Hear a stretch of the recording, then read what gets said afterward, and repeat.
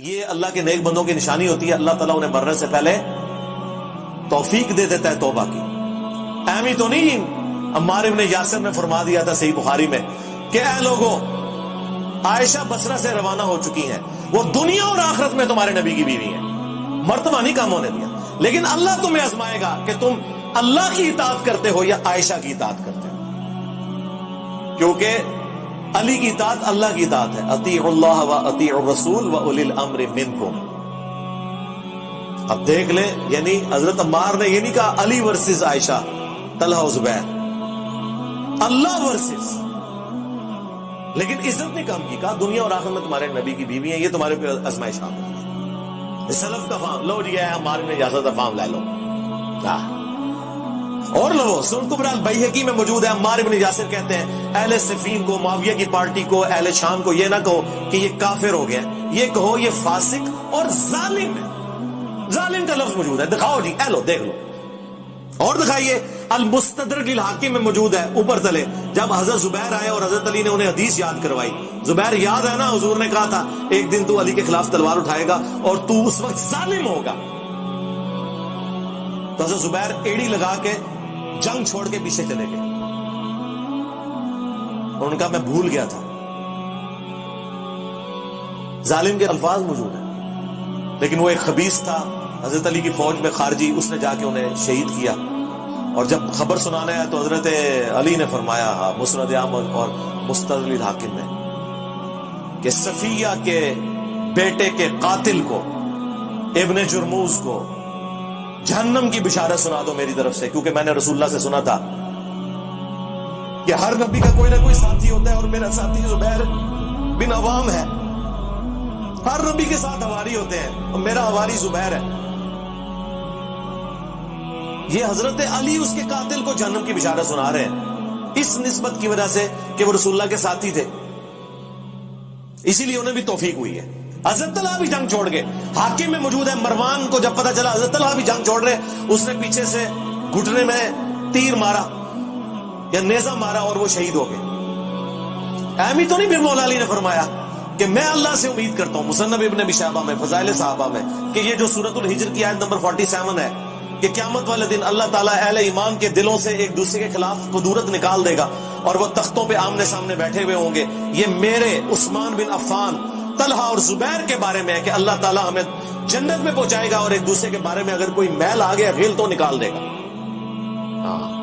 لیکن ماموں کو نہیں معاف کیا، ان پہ قنوت نازلہ پڑی مولا علی نے، اللہم علیکا بمعاویہ و اشیائی، اے اللہ معاویہ اور اس کے شیعہ کو برباد کر، عمر بن عاص اس کے شیعہ کو برباد کر، ابا سلمی اور اس کے شیعہ کو برباد کر. اور یہاں تک فرمایا کہ مصنف ابن ابی شیبہ میں موجود ہے کہ میں اللہ سے امید کرتا ہوں کہ میرے مخالفین جو اہل شام ہیں، مقتولین صفین، یہ بھی جنت میں چلے جائیں گے، اللہ انہیں معاف کرے گا. اور پھر مقدمہ میرے اور معاویہ کے درمیان اللہ کی بارگاہ میں طے ہوگا. یہ مقدمہ بھی طے ہونا ہے، یہ دنیا میں طے کر کے بیٹھے ہیں. یا ایک وہ انہوں نے غزالی نے نا بن عبدالعزیز کی طرف ایک جھوٹا خواب منسوخ کر دیا کہ جی بن عبدالعزیز نے خواب میں دیکھا ہے کہ قیامت والے دن ایک محل میں رسول اللہ تشریف فرمائے. پہلے حضرت علی کو بلایا گیا، پھر حضرت معاویہ کو بلایا گیا. حضرت معاویہ باہر نکلے، انہوں نے کہا واللہ مجھے بخش دیا گیا، اور علی نکلے، انہوں نے کہا کہ مجھے میرا حق دلوا دیا گیا. کہانی بنائی نے خواباں جدو حدیث عمار نہیں پتا انہوں نے، باقی حدیثیں نہیں پتا، کہانیاں وچ پوری انہوں نے اپنے سارے کے سارا مقدمہ گاندیوں میں ڈالا ہوا انہوں نے. اور یہ ہمیں آگے باتیں کرتے ہیں جی یہ حضرت عثمان کے مخالفین ہوتے. حضرت عثمان بھی تسی مروایا ہے سرکار، بنو امیہ نہیں مروایا. بعد میں پھر خون آلود جو ہے نا کرتا جا کے جامعہ دمشق میں لٹکا دیا، پوری کہانی ایک جمع کرنے کے لیے. بینیفیشری ہوئے ہیں نا، بنو امیہ بینیفیشری ہوئے ہیں نا. اور یہ آپ آج کی جدید پالیٹکس میں بھی دیکھیں گے، کئی خاندانوں میں لوگ شہید ہوتے ہیں اور پیچھے ان کے سکسیسر جو ہے نا وہ ان کے خون کے اوپر سیاست کر رہے ہوتے ہیں. یہ خون آلود کرتے آج بھی لوگوں نے لٹکائے ہوئے، اور ہمیں آ کے یہ لوگ بتاتے ہیں اور پھر یہ کہتے ہیں کہ جی یہ جی وہ چندوں کے اوپر پل رہا ہے اور یہ ان کی ڈیوٹیاں پوری کر رہا ہے. یار یہ کتابیں ان کی ہیں، یہ بخاری مسلم میں نے لکھی ہے. اب تم اپنی کتابوں سے منکر ہو گئے ہو تو اس میں میرا کیا قصور ہے؟ میرا تو کام یہ ہے کہ جو قرآن و سنت میں آیا ہے میں ڈنکے کی چوٹ کے اوپر بیان کروں گا اللہ کے فضل سے، اور اپنے گھر کی خبر لو.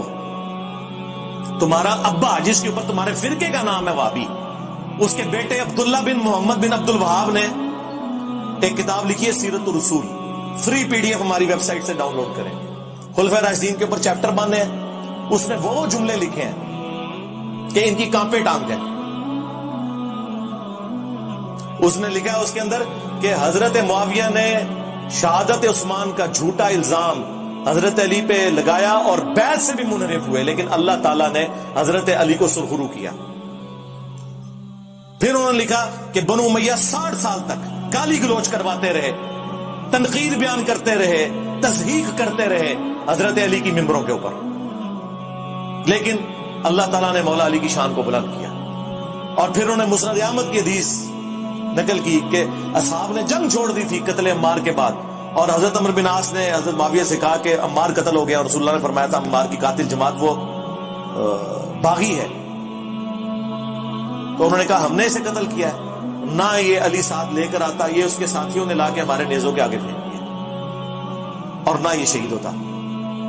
تو حضرت علی کو جب یہ خبر پہنچی تو انہوں نے کہا اچھا پھر اس کا مطلب ہے کہ حمزہ کے قاتل رسول اللہ تھے، نہ لے کر آتے اور نہ وہ شہید ہوتے۔ اچھا یہ آج یہ کوئی جملہ بولے تو لوگ کہیں گے کہ حضور کی مثال دے کے گستاخی کرتی ہے۔ بھائی جو موٹے دماغ کے لوگ ہیں نا، انہیں سمجھانے کے لیے پھر اس طرح کی بات کرنی پڑتی ہے، اور یہ مولا علی کی سنت ہے پھکی دینا، پھکی سی ہے، الزامی جواب سی جو مولا علی نے دیتا۔ پھر اسی طریقے سیدہ عائشہ کے بارے میں بھی انہوں نے اس میں لکھا ہے کتاب میں کہ پوری زندگی وہ روتی تھی، ان کا دوپٹہ آنسوؤں سے تر ہو جاتا تھا، اور حضرت علی نے جو عزت کے ساتھ انہیں گھر رخصت کیا وہ بھی سیرت الرسول میں لکھا ہوا ہے۔ ایک ایک چیز انہوں نے لکھی ہوئی ہے اس کے اندر۔ یہ تو وہابیوں کے اپنے امام نے لکھا ہوا ہے، اس کو کیوں نہیں کہتے کہ ایران کے ٹکڑوں پہ پلنے والا جانور آیا نا داڑ دلے ہون۔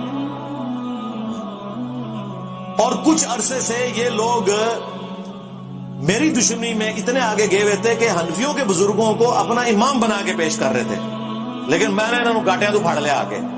ملا علی قاری ہائے ہائے ہائے صدقے رحمہ اللہ، یہ سارے وہابی سے رحمہ اللہ لکھتے ہیں اپنی کتابوں میں۔ 1014 ہجری میں فوت ہوئے ہیں، انہوں نے مشکات کی شرح لکھی ہے مرقہ، اس میں 5878 نمبر حدیث قتل عمار والی جو مشکات میں آتی ہے اس کے کانٹیکسٹ میں ملا علی قاری نے اتنے گاڑے فتوے لکھے ہیں کہ وہ بات ہم نے کبھی اپنے پلیٹ فارم سے نہیں کی ہے۔ اس کو نہیں کبھی انہوں نے کہا کہ نیم رافضی اور فل رافضی، پتہ ہے کہ اگلے دن بریلوی اور دیوبندی منہ توڑ کے رکھ دیں گے، اور تمہیں تو سور کہہ کے چلے جائیں تو تم لوگ آگے بول نہیں سکتے ہو، بلکہ سور نہیں سورت ہے سور۔ ہاں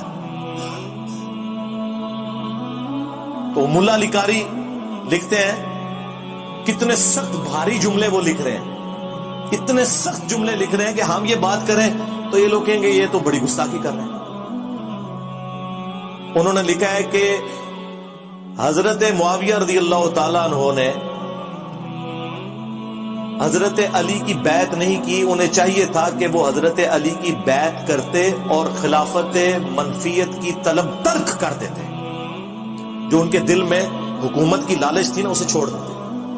پھر انہوں نے نمبر 2 ساتھ یہ لکھا کہ انہوں نے خون عثمان کو ڈھال بنایا ہوا تھا اپنی بغاوت کو چھپانے کے لیے۔ انہوں نے کہا کہ یہ پولیٹیکل ایک انہوں نے گیم کی ہوئی تھی، اندر بغاوت تھی چھپی ہوئی، یعنی خون عثمان کا بدلہ انہوں نے کہا ڈرامہ بازی ہے۔ کون؟ ملا علی قاری کہہ رہے ہیں۔ تیسرا انہوں نے کہا کہ حدیث عمار کہ عمار کو باغی جماعت قتل کرے گی، یہ حضرت معاویہ کے دل میں چھپی ہوئی جو بغاوت تھی اسے ایکسپوز کر دیتی ہے کہ اندر ان کے کچھ اور تھا۔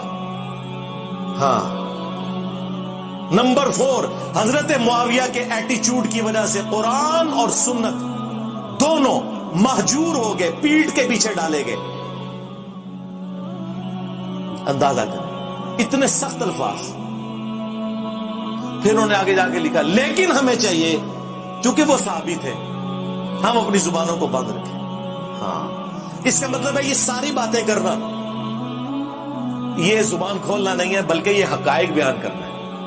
اور وہ صحیح کہہ رہے ہیں، یہ بات انہوں نے ٹھیک لکھی ہے کہ ہمیں چاہیے زبانیں بند رکھیں، یعنی مراد یہ ہے کہ لام دان نہ کریں، ہاں لعنت نہ بھیجیں، مانے کہ سب کچھ کیا ہے۔ اور یہ ماننا اس لیے ضروری ہے کہ ہمارا مقدمہ ہی ختم ہو جائے گا میرے بھائی، پوری رافضیت اسی کے اوپر تو کھڑی ہوئی ہے۔ وہ مولانا اسحاق صاحب نے صحیح کہا تھا کہ اگر انہوں نے ان 3 بندوں کی غلطیاں مان لی ہوتی نا، حضرت معاویہ رضی اللہ تعالیٰ عنہ، حضرت مغیرہ ابن شعبہ رضی اللہ تعالیٰ عنہ، حضرت عمر بن عاص رضی اللہ تعالیٰ عنہ، تو ابو بکر اور عمر کی داڑیاں نہ کھینچی جاتی. یہ وہاں تک پہنچے اس لیے کہ جب انہوں نے کہا کہ یہ کیا تو ان کو تو پتا چل گیا کہ یہ تو وہ لوگ تھے جن کے بارے میں تو بخاری مسلم میں چیزیں آئی ہوئی تھی، لہٰذا یہ منہج جو اہل سنت کا فراڈ کے اوپر مبنی ہے، انہوں نے یہ رزلٹ نکالا اور ان کا سودا پھر بک گیا. ظاہر ہے ہر فرقے کے پاس کوئی ایک تگڑی شے ہوتی ہے جس کی بنیاد پہ وہ اپنا فرقہ چلا لیتا ہے. ہاں ہر فرقے نے ایک مضبوط بات کوئی پکڑی ہوئی ہے. کل حزب بما لدیہم فرحون.